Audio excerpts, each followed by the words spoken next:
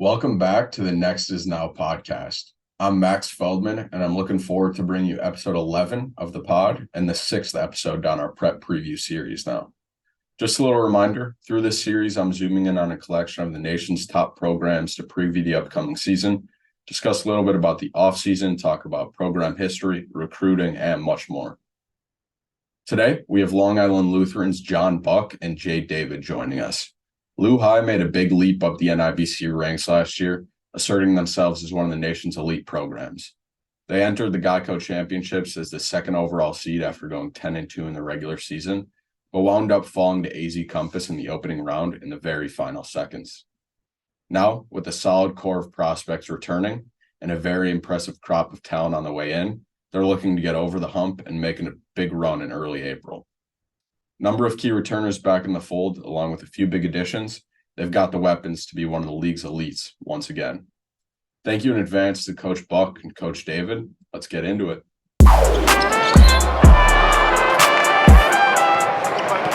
Welcome on, Coach Buck and Coach David. Appreciate you guys taking the time again here. How does it feel to be back in the gym this past month or two and get things rolling again? Yeah, it's great. We have a good group, guys who like to be in the gym. You're not begging them to be in there. They come in and they're ready to work. A deep group this year. So, we have, I think, 7 returners from our rotation last year. So some good bit of continuity. And, there's been a ton of college coaches in the gym, which adds, a different level of energy to the gym each day too. So it's been a good fall. Like you mentioned a little bit, a few key guys returned from last year's rotation, but the starting lineup, I'd imagine, will look a little bit different from last year. So in what ways do you guys think last year's roster differs the most from this year's roster? For us, I think it's a little bit different just because I think we're a little longer in terms of positionally, but we're younger in terms of age on our roster. As Coach said, we have 7 guys back. Majority of those guys were still underclassmen. They're now either sophomores and or juniors. And obviously you lose high-level players such as Amdi Njai and Jaden Reed and Jaden Ross. So that gives us a little bit of a different look. And Coach Buck. Yeah, as Jay mentioned, 3 out of the 5 starters were seniors. So, definitely we'll have a different look to the starting lineup. But, just excited again about the depth. If you ask me who is starting today, November 3rd, we don't have that answer right now. And it might not always be the same throughout the year, depending on who's playing well or kind of the matchups that we're seeing. But the good thing is I think we've established a good culture where, we have 10 guys who all know that they can earn minutes. And, they're competing in a positive way with each other. And so, guys are going to have to step into those roles that Amdi and both Jadens are leaving. But that's exciting. We're ready to see who does it. Let's start with VJ Edgecombe here. Around last year at this exact time, no one really knew much about him. Fast forward a year, he's essentially a top 5 prospect in the country and he's taken official visits and everything like that. So what has his progression been like for you guys, just having a front row seat for that? And did you guys envision this rise when you originally recruited him? I think VJ's biggest attribute, his 2 biggest attributes is that he leads with God first. So his spirit is traditionally filled every day, right? And that's what we do here at Long Island Lutheran. We provide that kind of spirit-filled activity, be it the community and things like that. So he was able to come in and fit right into what our community traditionally is. The second part is that he's a tireless worker. He is, I want to say, Coach Buck can correct me, I want to say somewhere like a 3.5 or a 3.6 GPA academically. And on the floor, he attacks it in that same way. He competes in the classroom and he competes on the floor. So last year would have been his first true year of playing, this level of basketball on a consistent basis. And he came out and because of his God-given ability and his work ethic, he was able to become the NIBC Player of the Year. Now going into his second year with Coach Buck leading, I think he will take another step, ironically. because this is only his second year playing. So he'll take another step because now he truly understands what it is. He understands double teams. He understands the whole process of a game. So seeing him this year will be phenomenal. I'll let Coach Buck finish it off. And just a special young man. Talent, obviously, he makes plays that you don't often see each day in practice. There's at least one or two times where, just he really makes a play that not always on the offensive end, but rebounding or defensively, that's just a high level, next level play. He's an energy giver. He's picking up even the coaching staff with his positive energy each and every day. He's just a leader. He's just built differently. He's wired with that gene that's kind of an epic type gene for big time games and big time moments that it's very, very hard to teach. And so we're blessed to have a guy like that who you need on your team to run through a schedule like we're going to have this year. Cool. Dylan Mingo, one of the top prospects in 2026, got some experience last year, but a guy on paper you just expect to take a step forward this year. What's been the big focus with him, and what do you think will be instrumental in him taking that leap? Yeah, Dylan, probably the youngest player ever in the league last year. True freshman, young freshman, getting into our strength program. He's gotten so much stronger just in this year's time. Had a great spring and summer circuit with PSA. And, with him, it's just continuing to get the reps and continue to see him grow, understanding that, no things go from 0 to 100. But as you said, this is a big time year where last year there was a lot of learning. We don't want him just thinking that it's a lot of learning this year. We want him to do that, but really be a contributor in a big way. I think he can play on the ball for us.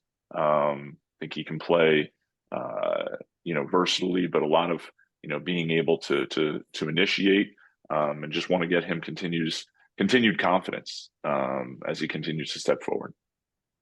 And as Coach Buck said, he is truly, truly young. He just turned 15.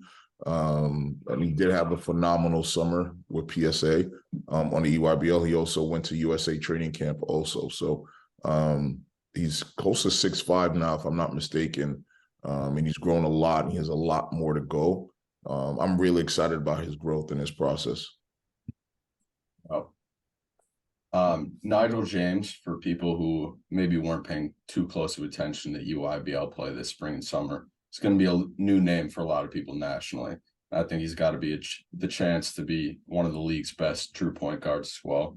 What's his importance to the group, and how has he stepped in? What sometimes just gets overlooked is, at this highest level right here, you need raw athleticism. Skill, heart, toughness, all huge intangibles. Nigel is an amazing athlete. And just seeing him in practice, I didn't, fully realize how explosive he was laterally, just making 50-50 ball plays. He's the one guy in practice that regularly can challenge VJ on like 50-50s. Just because of how dynamically explosive he is. And I think that's a huge piece of being able to go into the league, is having guys like him who, not only have the skill, but that type of explosiveness. Add to it, Nigel's a competitor, hates to lose, wants the best out of himself. He's from Long Island, so in a sense, he's coming back home after being, at prep school for his first 2 years of high school. So we're really excited about Nigel this year. And I agree with you. Point guard, loves to get guys involved, wants to win, big personality. So excited to see what he'll do on these big stages against, the best teams in the country. Yeah, I think Nigel's one of the best players in the country, flat out. He, like you said, he's relatively underrated. But all the attributes that Coach Buck brought up will be the reasons that he'll be able to show who he is. His IQ is really high also. And he's starting to feel himself and get his feet under him in a new place. And he's talking and he's putting people where they need to be. he's consistently competing. Like, he competes at the highest level at all times. So losing for him is not an option that he actually loves, but I can't wait to see what he does on the national stage outside of the summer. Kyan Anthony this summer showed that he's starting to put the pieces together a little bit in the UIBL. Where do you think his value will be most felt this winter? And what do you think are the next steps for him as he continues that progress? I just love the fact that Kyan, comes in without expectation, without any entitlement. He wants to work. He wants to earn everything. He asks questions. I just love that about him. I love his spirit and his energy. Where obviously people that have the attention that he has, unfortunately we see sometimes that get to people's heads and they kind of think they're bigger than the work or bigger than the unit. And that is just the farthest thing from Kyan. He texted me the other night. He was like, "Coach, thanks for coaching me hard today. Like, I love that. I need that." And I just respect that about him. I think, for us, he adds shooting. In this league, you're not just going to get to the rim all the time. You're going to need shooting. And so he, on any given day can, rack up 5 straight threes in a row. He has a really clean, jump shot from deep. And I think that's going to be a big piece of what he can bring to the table for us this year, along with, as he continues to engage more and more off the ball and on the backboard. He has good length and skill, and he has really good ball skills to, go read where the rebounds are going and things like that. So he has great ability in that regard. And I don't think maybe that's always what he's thought of himself as or what people have looked at him as. A lot of it's always like with the ball in the hands, which he's very good at. But as we preach at LuHi, we're showing him his talents in all the intangible ways. Defensively, he came back and blocked a 2-on-1 dunk attempt the other day. It was like, that's what we're talking about, Kyan. And I think he's, enjoying that aspect of the game and leaning into that. Yeah, his work ethic, just like the rest of our guys, has been second to none. He just really wants to be good, like Coach Buck said. He wants to be coach. He wants to be good. He also has grown. I think he's close to 6'5", if not 6'5", already. The most important piece for him is his humility. He doesn't come in, hey, my dad's mellow. He just comes in, he puts his head down, and he works. His father's extremely present, and he's a really, really good person as well. That's a big presence, but he doesn't, he holds it to where he's helping everyone, right? So the dynamic has been phenomenal to actually see, and I'm super proud of Kyan's daily growth. And I attribute that to Coach Buck. I've said it for a long time. He's one of the best, if not the best coach in the country. So he sets our culture, and we go ahead and follow. And Kyan's been one of the best to do it so far. Talked about a few guards. We talked about a few wings, but in the front court, you got a few different guys who do a bunch of different things. Lear Maluk, Godswill, and Ben Michaels, a few more as well. So what does each guy bring to the table, and how do you think that group plays out? I love our forward group because of the versatility of the team and of their skill sets, honestly. We'll start with Lear. He's a top 50 player. He played in USA training camp last year at 6'10", Florida State commit. Lear's ceiling is ridiculously high for a number of reasons. He's a legitimate 6'10" with a 7'7" wingspan, and he shoots the ball at a high level for his size and can play multiple forward positions, be it 4 and 5, as he gets stronger, right? So I think that's really a big thing for him. And the other thing is that he's a much better perimeter defender than people give him credit for because of his length. Coach Buck, as you know, played at Wake Forest with a bunch of high-level guys, and he's a bigger guy at 6'7" himself. So he shows him some stuff on how to go ahead and guard. So I look forward to that. Then we transition to Godswill Arian, who's been recruited by a lot of the bigger leagues, and he also is a high academic young man.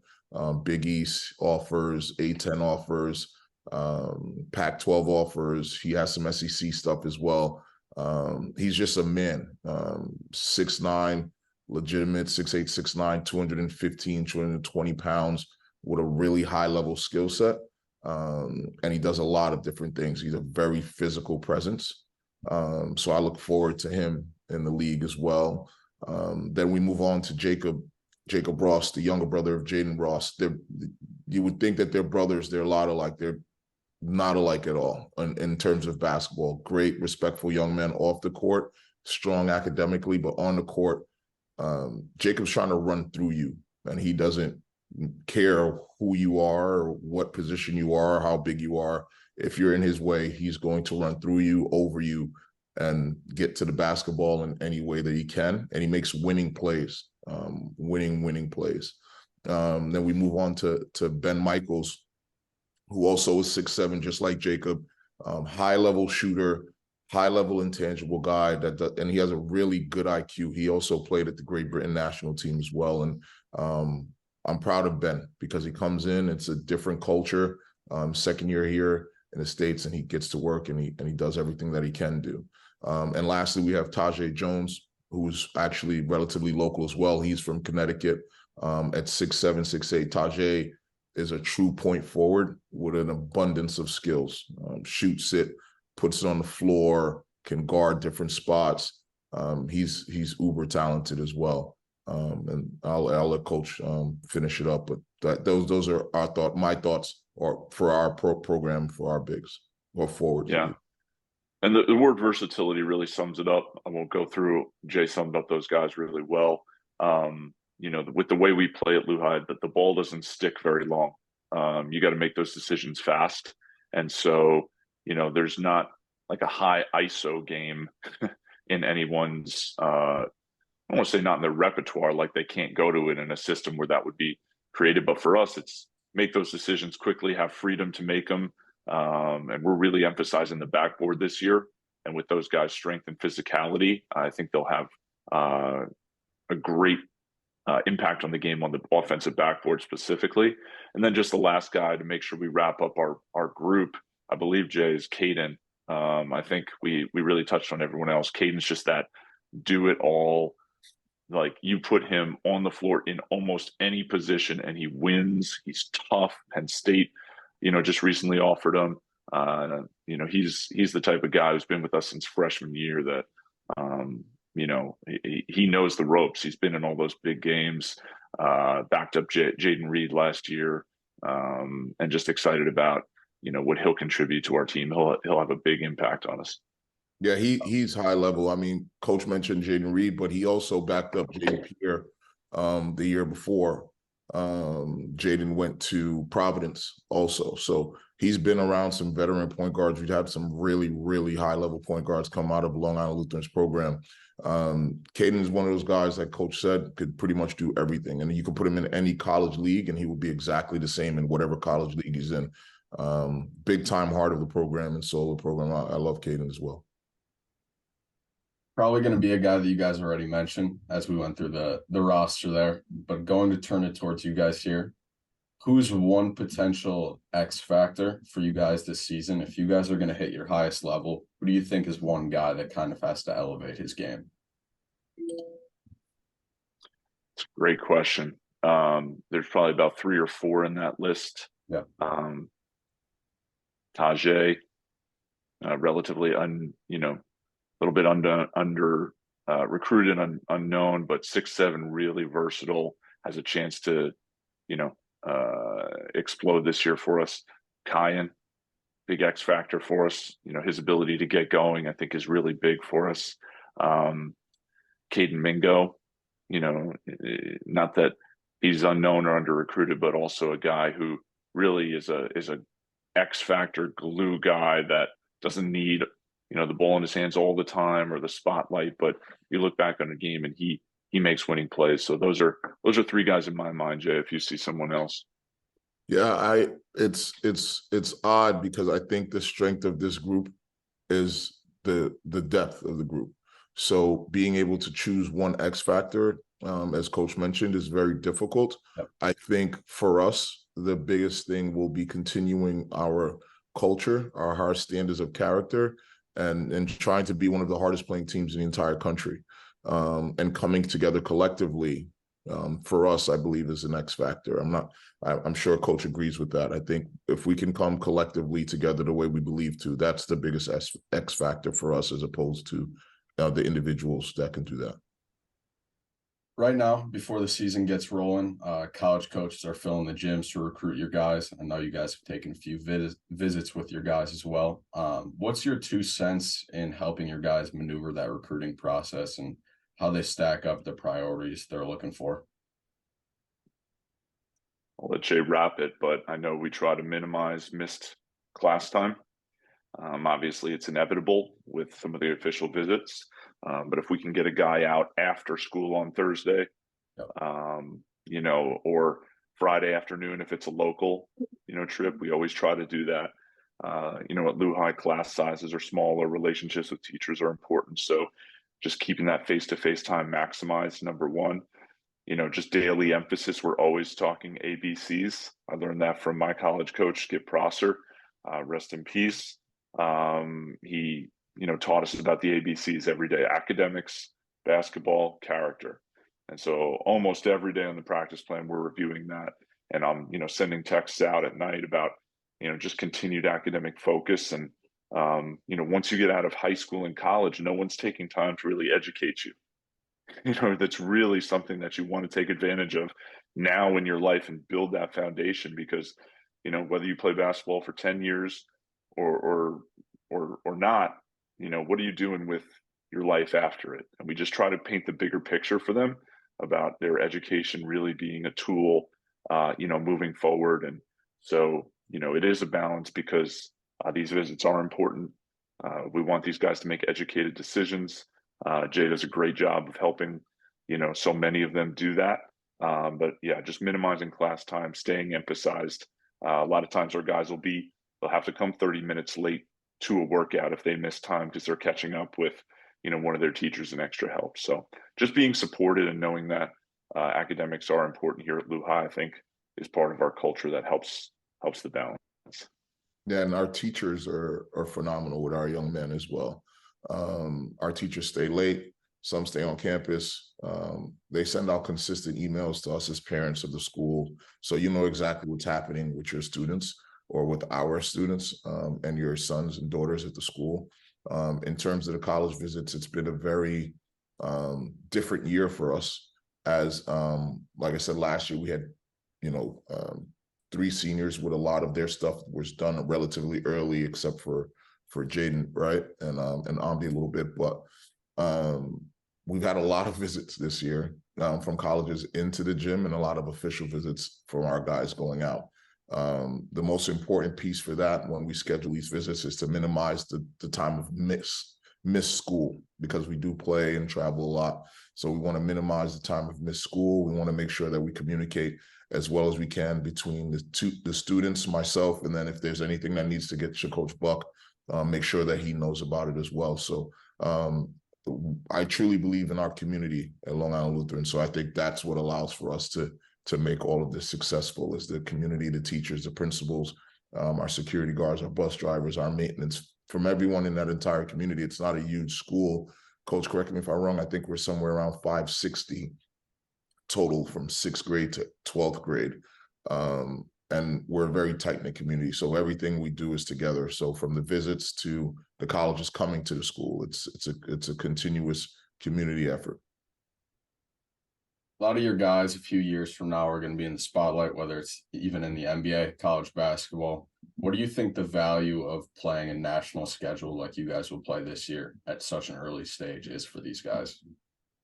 I know Coach Buck won't say it, but I will continuously scream it at the mountaintops. The preparation that he brings into our practices with his practice schedule, and the voice and the freedom that he allows our coaches within his system and his plan, I think trickles down or trickles up into college. You're ready to practice. You know what a practice plan looks like. You know what the effort is. You understand we lift twice a week at Long Island Lutheran, and then I'm sorry, 3 times a week, and then go to practice. I forgot about the Saturday practice. So weekend semantics. But so we lift twice a week, then go to practice. Before we go to practice, we watch film. Right when practice starts, we review what we did the day before, review any new sets. The way that we run our program, and I will continuously bring up the Long Island Lutheran community, it is run like a college, from all sports And for us in our fiefdom in basketball, it is run like a college. You come in, you meet, you get shots 30 minutes before practice comes. No one's just sitting around the gym on the phone. You're working really hard. And then you come in and you get a college level practice. And I think it's a testament to the program. As college coaches have told us, we practice harder than some colleges.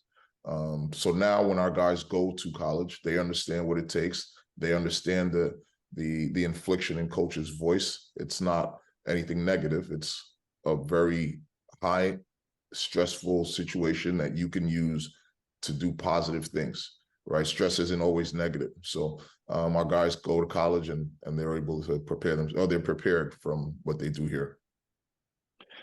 Yeah, just our first, last year was a learning experience, not just for players, but for me and our staff. Being in a league, we've always been non-league, but then being able to look at, those league games and rivalries and standings, having to, hold myself accountable at a high level to go coach against, the great coaches in the league. We have scouting reports. We watch film in advance. We're, traveling. We're missing school. We're going to come back. There's no greater preparation for what these guys are going to do than, the league that we're a part of. And it's a lot of fun. It's great. Like, it's highly competitive, but it's like in a good way. The guys will see each other in the hotels and be like, that's my boy, but we're coming for you tomorrow night, and so I loved it. It's been a great experience. I'm looking forward to, the growth of it this year with some more great programs, and yeah, just the way it's run is top notch. So love it as a coach. Think the players are enjoying it too. And if I had a child who wanted to pursue basketball at the highest level, I think it's a great opportunity.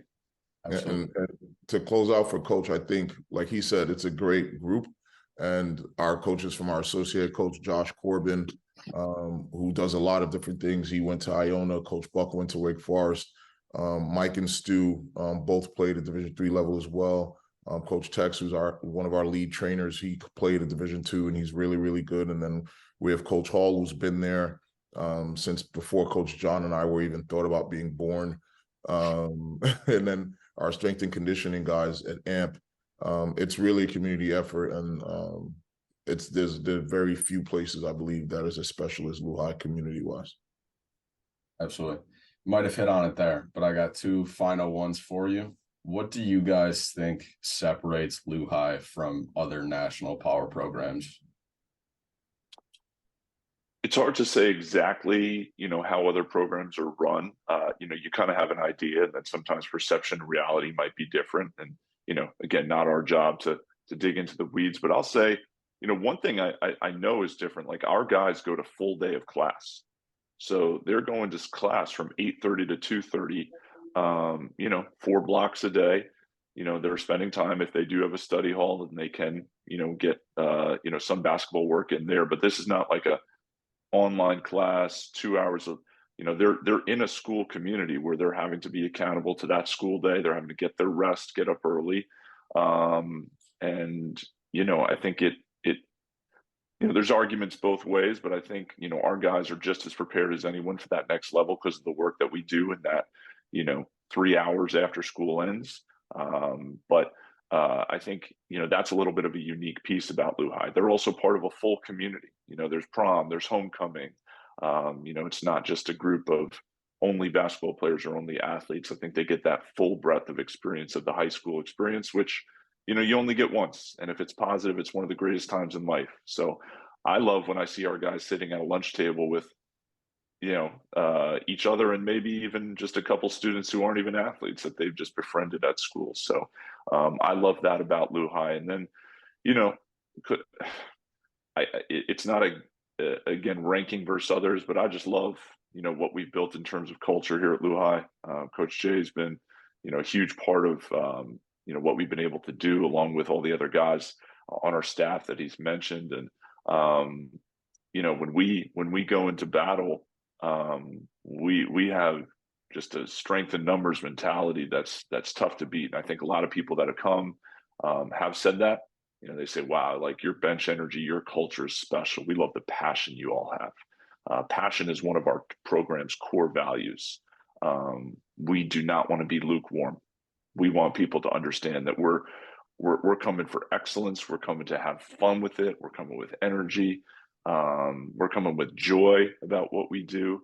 And I think that's something that we really try to emphasize that makes us, a special program. Yeah, community. We don't do anything without each other, trying to make sure that we work for the other person. I don't want to be a bad coach or have a bad day because then I'll let Coach Buck down. I'll let the students down, and vice versa. They're coming in working for other people, and being able to provide themselves, their true selves, without feeling a way about it, being free, So the community in Long Island Lutheran is something that's, for me, is special. Like Coach Buck said, it's hard to really compare to other schools as you're not there on a daily basis, so you really don't understand what they're doing. But what we've built here, the community that we've built here, hand in hand with the teachers and the administration and the faculty, along with the sports teams, in my opinion, it's second to none from what I've experienced. And I love Long Island Lutheran for it. And I would say, we're like the New York metro area's representative in this league. And I think that's really cool. Obviously, one of the hub of, the growth of basketball in so many ways. And I know the game has really become an international game, but just to kind of have that energy, near the city for those events, I think is a special defining feature when, you look at the national stage too. Absolutely. Last one for you guys here. And every coach kind of handles it a little bit differently. It doesn't have to be purely based off talent, but what is your guys' Mount Rushmore of guys you've coached at LuHi? Might be culture guys, might be character guys that sit out for some other reason, but just a few guys that come to mind. I'll let Coach take this one. Yeah, exactly. Jay sent me this one in advance, and I was thinking, obviously, it's like, it's cliche, but gosh, Mount Rushmore has 4, and 4 is hardly enough. Yeah. Just some guys that I point out, because I think the Gatorade Player of the Year award really encapsulates a lot of what we try to do at LuHi. It's not just the best player in the state. It's an academic, character, and athletics award. You have to apply for it. You need a letter of recommendation. You have to send in transcripts. And so I'll share, VJ Edgecombe won that for us last year. He has to be on that wall. And I know he's got a year left, but man, what an incredible player that I'm just so excited to see, the future of his career continue to grow. And he's just, a young man of incredible maturity and character. The 2 other guys that we've had that have won that award are Kenton Facey, who went on to play at the University of Connecticut, won a national championship his freshman year, and is still playing professional over in Europe. Super proud of him. Just another guy originally from Jamaica, came, excellent student, excellent community member, led us to a federation title and a federation final. Kenton's up there. And then one of my first players that I coached, his name is Ash Yakubu. Back in 2011, he was Mr. Basketball and Gatorade Player of the Year. When I was a young coach, really trying to help build this program, he and his family took a bet on LuHi, took a bet on me, and he helped us win a 2011 Federation title, beat Rice, beat St. Ray's back when those programs were probably, held at a higher level than we were. They were a higher level, and he helped us beat those programs and really start to get LuHi on the map. So I'll only lose by picking a 4th. Those 3 guys winning Gatorade Player of the Year awards certainly deserve to be held in the greatest regard, not just because of what they've done on the floor, but for their character and what they did to help build the culture that has become, LuHi basketball, which, when I think back, is just amazing to think about. There's certainly some really, really other special guys that come to mind, without finalizing, Andre Curbelo, what a career he had here. Took us to another level with that Sierra Canyon game on ESPN where we beat those guys. Devontae Green, just an absolutely incredible talent, had a great career at Indiana. Zed Key at Ohio State, amongst dozens of others, but those are some names that have really stuck out, in their time here. So that's all I've got for you guys. Thank you again for the time. Looking forward to catching you guys in the gym here soon, and good luck this season. Thanks so much for having us, Max. It's important, man, and I'm happy we got to do this so you can learn a little bit more about the school. Hopefully we get you down so you can actually see it, and you'll feel the energy once you get there. Absolutely. Would love nothing more. Appreciate it. No problem. Have a great one. Thanks, Max. Thanks, Jay. Later, guys.